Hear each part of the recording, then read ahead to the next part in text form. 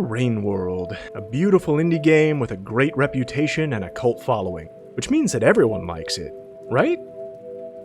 I thought I would too, so I gave it a shot this week, and well, I can't sugarcoat it, I really didn't have a good time. So, Rain World is an indie survival Metroidvania that didn't make a big splash when it first came out, but the world evidently has since decided is a sleeper hit.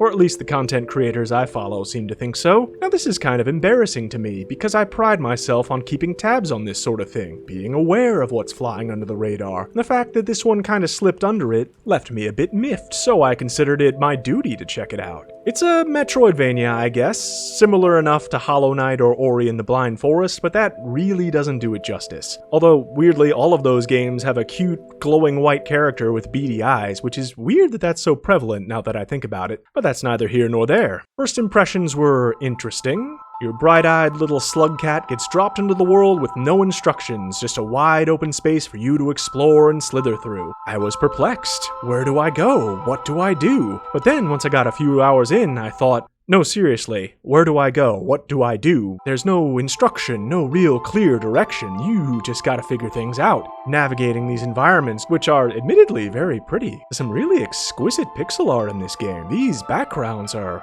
wow. So that gets a gold star for that at least, but some of the other things started to bother me right off the bat. See, your little slug cat kinda sucks. Slug cats, as it turns out, are near the bottom of the food chain. Slow, vulnerable, and evidently delicious because everything on this planet wants to take a bite out of you. So that was, exciting at first. But you must brave the environments to do what slug cats do, which evidently is eat, sleep, and find doors to open. That's it. That's really the whole game. Not to be reductive, but yeah. See, I guess the main objective is finding these big doors that lead to the next area and going through them. But these are special doors that will only open to you if you've reached a certain level of well-fed and sleptness, which seems rather arbitrary, but I guess I don't know what else they would use. And it's at this point that I kinda started to get the inkling that this wasn't going to be my game. Just a few hours in, I'm thinking, you know what? I'm just not feeling this. But in the spirit of trying things out, I stuck it out. My first complaint is how cryptic it is and how unclear a lot of the mechanics are. Yeah, I know it's that kind of game where nothing is explained and the fun and delight is figuring things out, but that just doesn't appeal to me very much.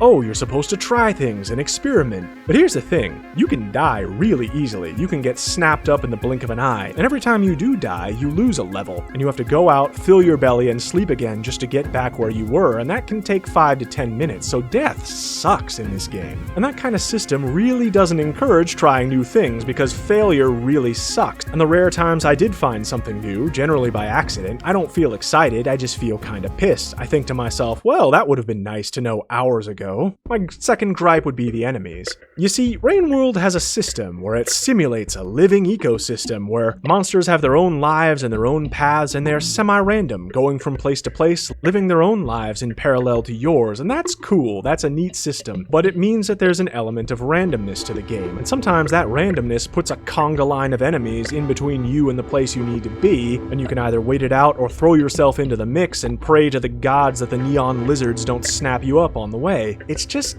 kind of annoying. And the enemies are cool, they're scary at first, but it has the same issue that a horror game does, in that something can really only be scary the first couple of times, but after the third, fourth, fifth death, it really just gets kind of annoying? And that's what I was feeling really soon into this game. And here I have to pause and present the caveat that the difficulty isn't the problem, because people invariably will say, well, you just suck at the game, and if you got good, then you would enjoy it. And yeah, Rain World is kinda challenging, and I didn't play it for long enough to master it, I'll admit that. But the difficulty wasn't really the issue, it's more the fact of how much time it wastes. Dying just sucks. And the other reason difficulty isn't the problem is that difficulty is few and far between in this game. I know maybe I've made it sound like I was agitated and aggravated most of the time while playing Rain World, but honestly, I'd say for the bulk of it I was just bored. Like, there's very little to go on, very little story, there's no upgrades as far as I can tell. It's not really clear what the point of it all is. I played for 12 hours.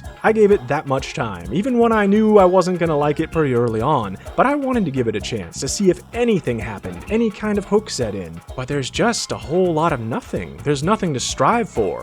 I don't have a problem with difficult games. I love games like Sekiro, Hollow Knight, Nine Souls, but there has to be a purpose for it, some reason to push through the difficulty. Challenge without purpose is just masochism. So, like I said, after about 12 hours, I packed it in and put the game down. I tried, guys, I really did. I wanted to like it, and once I was done with the game, I took some time to go through the community, check some reviews, and see what people seem to like about it so much that apparently I just missed. One thing I found is that people evidently are really impressed by the living ecosystem here. And yeah, it's cool. It makes things slightly random, but that keeps things fresh and keeps the game ever changing, and definitely it's one of RainWorld's strong suits, but it's also not that mind-blowing. I mean, a lot of games have systems like this. The example that jumps to mind would be Monster Hunter, but virtually any modern open-world game I can think of has something like that. Semi-random spawns with emergent interactions in the world? Granted, you don't see that in a Metroidvania very often, so I can give RainWorld some points for originality, but it just wasn't that impressive to me. Also, people really like the setting, but I feel like now in 2025, we've seen the crumbling post-apocalyptic world thing so many times, it's just not as inherently intriguing as it used to be. Maybe in 2017 when this game came out, but now it's just kind of old hat. I need a little more than just endless mystery, by which I mean no story elements whatsoever. And the third and final thing, which,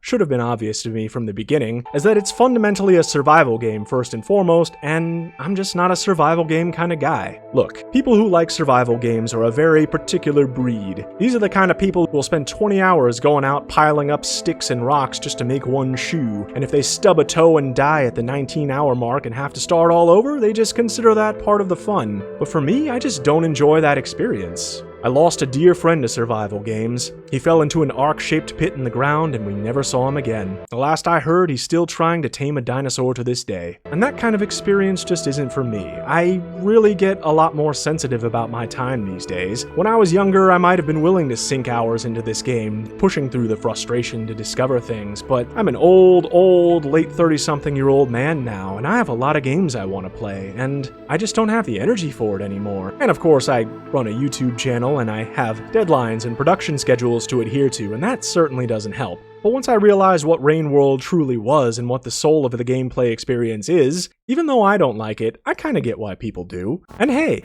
I'll give it something to its credit, it's quite unique. It tried a lot of new things, and to this day, I can't think of anything I've played that's quite like it, so I can give it points for that, even if it didn't land with me. I don't know how this is gonna be received. I hate when I don't like something that's popular. This is gonna be Mirror's Edge all over again, isn't it? Well, by all means, if you think I'm wrong, or if you think I should have known something, comment below. I do want to hear it. But anyway, I think I'm gonna set RainWorld down for now and go play something else. Take care, everybody.